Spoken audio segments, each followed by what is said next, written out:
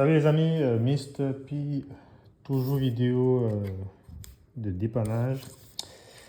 Là j'ai la carte de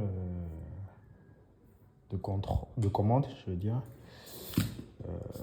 Pourquoi de commande? Parce que c'est là-dessus que se trouve tout ce qui est relais actionneur pour l'ensemble des moteurs,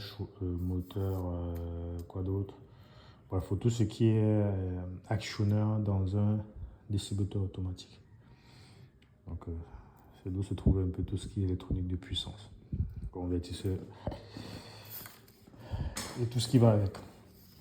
Donc, ça, c'est celui d'un Coro neuf. En fait, c'est un Coro que j'ai reçu, qu'on avait commandé une grosse quantité de Coro Prime chez notre fabricant.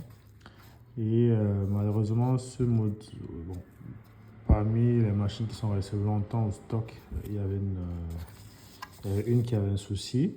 Et lorsque j'ai essayé de regarder, parce que la machine, j'ai essayé de regarder, j'ai constaté qu'elle avait pris de l'humidité. Et du coup, ça a un souci. J'ai lavé cette machine, j'ai essayé de laver le microcontrôleur qui avait pris de l'humidité. Mais bon, hélas, j'ai pas pu résoudre le problème. C'est cette carte. C'est cette carte. Je vais vous montrer, vous verrez, la pâte qui a pris de l'humidité. C'est la mémoire flash. C'est une sorte de RAM dans la mémoire de travail du distributeur qui a pris un coup.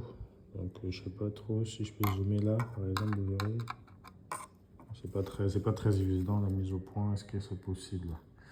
Je vais essayer de zoomer. Vous voyez que là, à ce niveau-ci, cette partie, la pâte là, elle est coupée.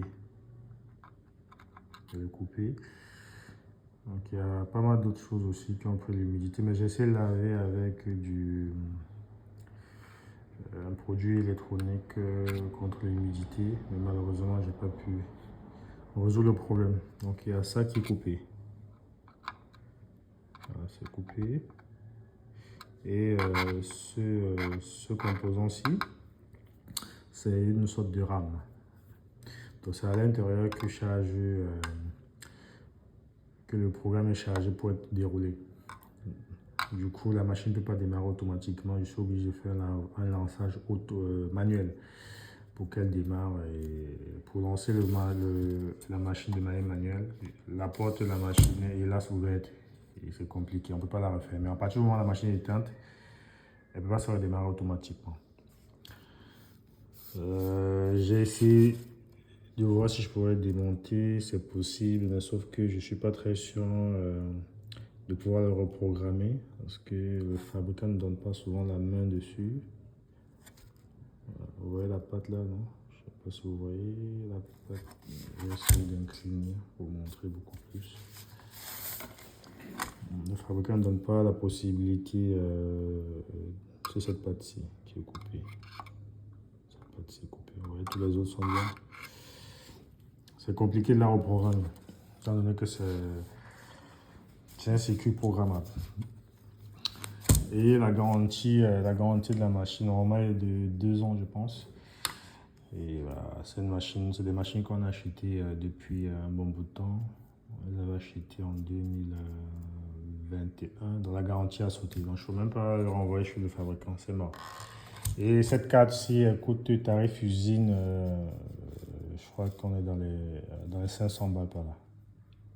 Tarif usine, une carte comme ça, 500 balles. Un quart du prix du distributeur. Voilà, j'ai pas le choix. Du coup, j'ai fait une précédente vidéo où je disais que j'avais un souci avec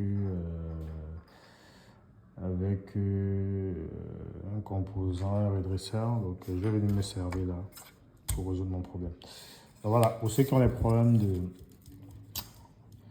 de carte de commande, voilà, il y a moyen de vérifier, de voir peut-être comment changer un relais. Ça, c'est les relais.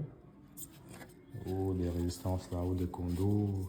Mais en général, lorsque ça touche les composants intégrés comme ça, il faut changer toute la carte.